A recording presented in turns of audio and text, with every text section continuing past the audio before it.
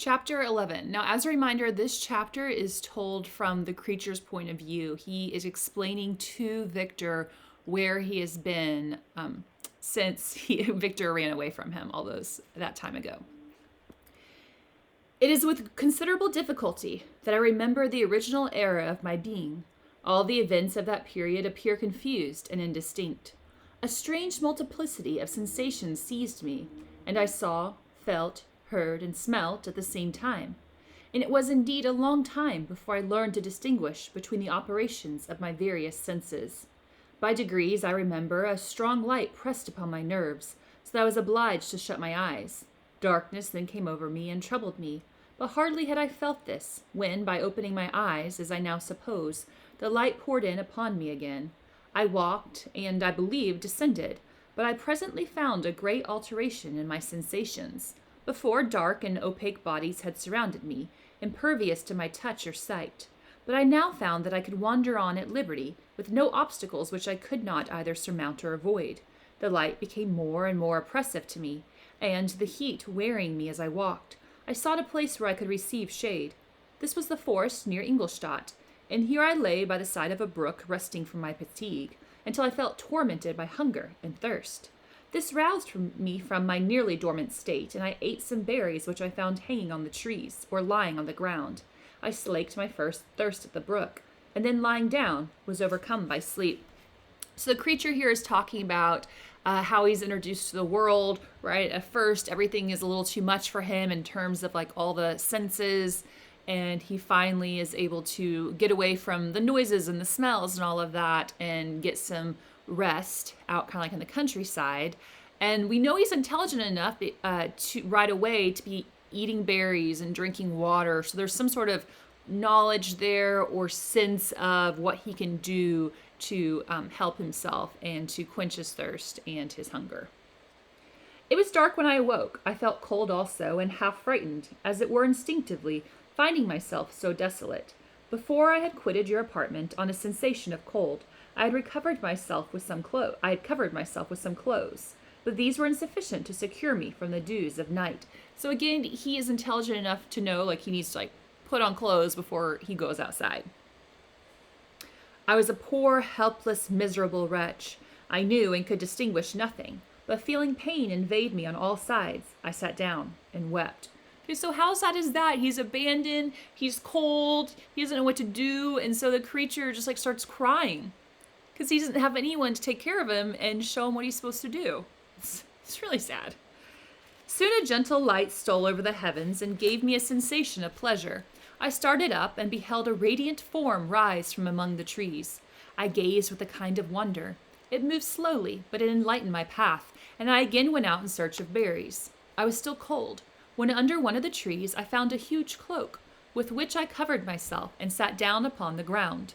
No distinct ideas occupied my mind. All was confused. I felt light and hunger and thirst and darkness. Innumerable sounds rang in my ears, and on all sides various scents saluted me. I don't know why I just said saluted me. The only object that I could distinguish was the bright moon, and I fixed my eyes on that with pleasure. The creature eventually finds this cloak that he's able to use to cover himself and provide some warmth for him. So, back in the day, we're talking 1700s, a cloak was a form of a coat that they would wear. Several changes day and night passed, and the orb of night had greatly lessened, when I began to distinguish my sensations from each other. I gradually saw plainly the clear stream that supplied me with drink, and the trees that shaded me with their foliage. I was delighted when I first discovered that a pleasant sound, which often saluted my ears, proceeded from the throats of the little winged animals who had often intercepted the light from my eyes. I began also to observe, with greater accuracy, the forms that surrounded me and to perceive the boundaries of the radiant roof of light which canopied me. Sometimes I tried to imitate the pleasant songs of the birds, but was unable. Sometimes I wished to express my sensations in my own mode, but the uncouth and inarticulate sounds which broke from me frightened me into silence. So he doesn't really know how to talk. Okay, he's understanding some things, but for instance, he doesn't know the word for birds, but he describes them. but he knew berries were okay to eat and that like you go and drink water if you're thirsty. So there's like some knowledge there somewhere, but other things are brand new to him. And one thing he's not able to do is talk. Let's see. Where am I at? Oh, there we go. The moon had disappeared from the night, and again with lessened form showed itself while I still remained in the forest. My sensations had by this time become distinct, and my mind received every day additional ideas. My eyes became accustomed to the light and to perceive objects in their right forms. I distinguished the insect from the herb, and by degrees one herb from another. I found that the sparrow uttered none but harsh notes, whilst those of blackbird and thrush were sweet and enticing. So at some point he has gained an education of some sorts because he's now talking about the different types of birds by name. So where at the beginning he just saw it like as a winged creature, he now knows not only is it a bird, but there are different types of birds. One day, when I was oppressed by cold, I found a fire, which had been left by some wandering beggars, and was overcome with delight at the warmth I experienced from it. In my joy, I thrust my hand into the live embers, but quickly drew it out again with a cry of pain. How strange, I thought, that the same cause should produce such opposite effects. I examined the materials of the fire, and to my joy found it to be composed of wood. I quickly collected some branches, but they were wet and would not burn. I was pained at this and sat still watching the operation of the fire. The wet wood which I had placed near the heat dried, and itself became inflamed. I reflected on this, and by touching the various branches I discovered the cause, and busied myself in collecting a great quantity of wood, that I might dry it, and have a plentiful supply of fire. When night came on and brought sleep with it, I was in the gravest fear lest my fire should be extinguished. I covered it carefully with dry wood and leaves, and placed wet branches upon it, and then, spreading my cloak, I lay on the ground and sunk into sleep. So in that paragraph, he learns about fire and that fire can be painful, but that fire can also be helpful, right, and bring warmth to you. It was morning when I awoke, and my first care was to visit the fire. I uncovered it, and a gentle breeze quickly fanned it into a flame. I observed this also, and contrived a fan of branches, which roused the embers when they were nearly extinguished. When night came again, I found with pleasure that the fire gave light as well as heat, and that the discovery of this element was useful to me in my food, for I found some of the offals that the travelers had left had been roasted, and tasted much more savory than the berries I gathered from the trees. I tried, therefore, to dress my food in the same manner, placing it on the live embers. I found that the berries were spoiled by this operation, and the nuts and roots much improved. So again, what else can fire do for you? It provides light. It can make food taste good. So it's kind of like learning all about life and how to survive. Food, however, became scarce, and I often spent a whole day searching in vain for a few acorns to assuage the pains of hunger. When I found this, I resolved to quit the place that I had hitherto inhabited, to seek for one where the few wants I experienced would be more easily satisfied. In this emigration I exceedingly lamented the loss of the fire, which I obtained through accident, and knew not how to reproduce it. I gave several hours to serious consideration of this difficulty, but I was obliged to relinquish all attempt to supply it, and, wrapping myself up in my cloak, I struck across the wood towards the setting sun. I passed 3 days in these rambles, and at length discovered the open country. A great fall of snow had taken place the night before, and the fields were one of uniform white. The appearance was disconsolate, and I found my feet chilled by the cold, damp substance that covered the ground. It was about 7 in the morning, and I longed to obtain food and shelter. At length I perceived a small hut, on a rising ground, which had doubtless been built for the convenience of some shepherd. This was a new sight to me, and I examined the structure with great curiosity. Finding the door open, I entered. An old man sat in it, near a fire, over which he was preparing his breakfast. He turned on hearing a noise, and perceiving me, shrieked loudly, and, quitting the hut, ran across the fields with a speed of which his debilitated form hardly appeared capable. Okay, so how sad is that? The creature, discovers, a house, a little hut, a shelter for the first time, walks in, is curious about it, and this human turns around, screams out in fear upon seeing him and how ugly he is, and runs away from the creature. It's really sad. I don't know why I'm laughing. It's just sad. His appearance, different from any I'd ever before seen, and his flight somewhat surprised me, but I was enchanted by the appearance of the hut. Here the snow and rain could not penetrate. The ground was dry, and it presented to me then as exquisite and divine a retreat as pandemonium appeared to the demons of hell after their sufferings in the lake of fire. That's a reference to a book called Paradise Lost that recounts like the fall of the angels and then the fall of man. I greedily devoured the remnants of the shepherd's breakfast, which consisted of bread, cheese, milk, and wine. The latter, however, I did not like. Then, overcome by fatigue, I lay down among some straw and fell asleep. It was noon when I awoke, and allured by the warmth of the sun, which shone brightly on the white ground, I determined to recommence my travels, and depositing the remains of the peasant's breakfast in a wallet I found, I proceeded along the fields for several hours, until at sunset I arrived at a village. How miraculous did this appear! The huts, the neater cottages, and stately houses engaged my admiration by turns. The vegetables in the gardens, the milk and cheese that I saw placed at the windows of some of the cottages, allured my appetite. One of the best of these I entered, but I had hardly placed my foot within the door before the children shrieked and one of the women fainted. The whole village was roused. Some fled, some attacked me, until grievously bruised by stones and many other kinds of missile weapons, I escaped to the open country and fearfully took refuge in a low hovel, quite bare, making a wretched appearance after the palaces I'd beheld in the village.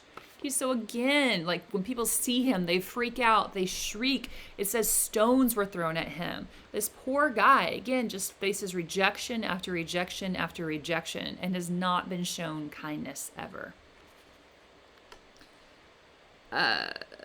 This hovel, however, joined a cottage of a neat and pleasant appearance, but after my late dearly bought experience, I dared not enter it.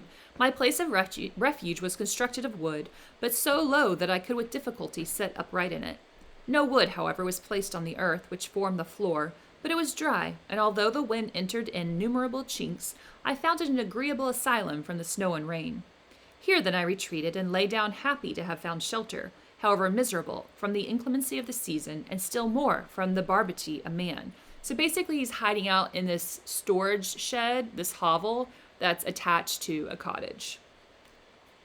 As soon as morning dawned, I crept from my kennel that I might view the adjacent cottage and discover if I could remain in the habitation I had found. It was situated against the back of the cottage and surrounded on the sides, which were exposed by a pigsty and a clear pool of water. One part was open, and by that I had crept in, but now I covered every crevice by which I might be perceived with stones and wood, yet in such a manner that I might move them on occasion to pass out. All the light I enjoyed came through the sty, and that was sufficient for me. Having thus arranged my dwelling and carpeted it with clean straw, I retired, for I saw the figure of a man at a distance, and I remembered too well my treatment the night before to trust myself in his power.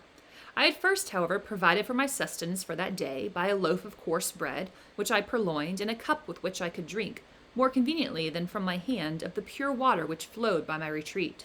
The floor was a little raised, so that it was kept perfectly dry, and by its vicinity to the chimney of the cottage, it was tolerably warm. Being thus provided, I resolved to reside in this hovel until something should occur which might alter my determination. It was indeed a paradise compared to the bleak forest, my former residence, the rain-dropping branches and dank earth. I ate my breakfast with pleasure, and was about to remove a plank to procure myself a little water, when I heard a step, and looking through a small chink, I beheld a young creature, with a pail on her head, passing before my hovel.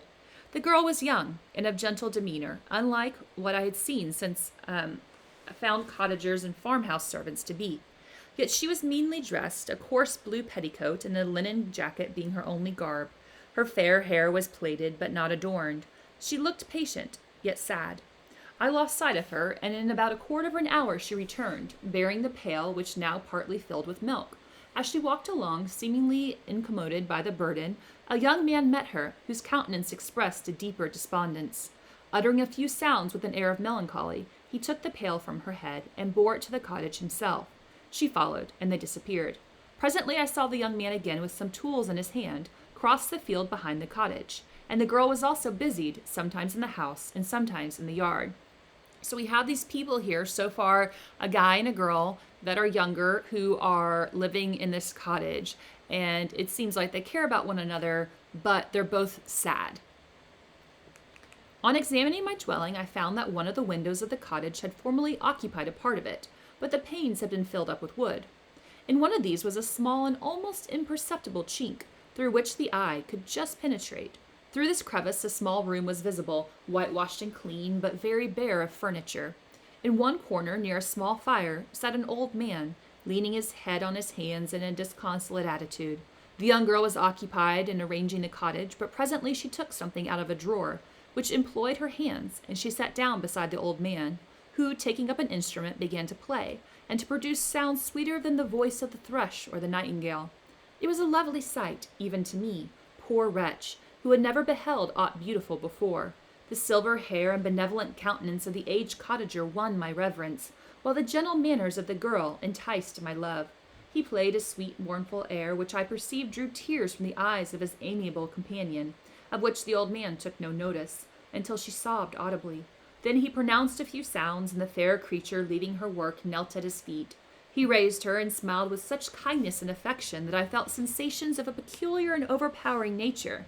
They were a mixture of pain and pleasure, such as I had never before experienced, either from hunger or cold, warmth or food, and I withdrew from the window, unable to bear these emotions. So it seems like even though these cottagers are quite poor and they don't have very much, which I think weighs on them, they are happy in a way because they have one another, and it seems like they love one another very much. So far we've met three cottagers, two younger people, a guy and a girl, and then an older man. Soon after this, the young man returned, bearing on his shoulders a load of wood. The girl met him at the door, helped to relieve him of his burden, and, taking some of the fuel into the cottage, placed it on the fire. Then she and the youth went apart into a nook of the cottage, and he showed her a large loaf and a piece of cheese. She seemed pleased, and went into the garden for some roots and plants, which she placed in water and then upon the fire. She afterwards continued her work, whilst the young man went into the garden, and appeared busily engaged in digging and pulling up roots. After he had been employed thus for about an hour, the young woman joined him, and they entered the cottage together. The old man had, in the meantime, been pensive, but on the appearance of his companions, he assumed a more cheerful air, and they sat down to eat. The meal was quickly dispatched. The young woman was again occupied in arranging the cottage. The old man walked before the cottage in the sun for a few minutes, leaning on the arm of the youth. Nothing could exceed in beauty the contrast between these two excellent creatures. One was old, with silver hairs and a countenance beaming with benevolence and love. The younger was slight and graceful in his figure, and his features were molded with the finest symmetry, yet his eyes and attitude expressed the utmost sadness and despondency.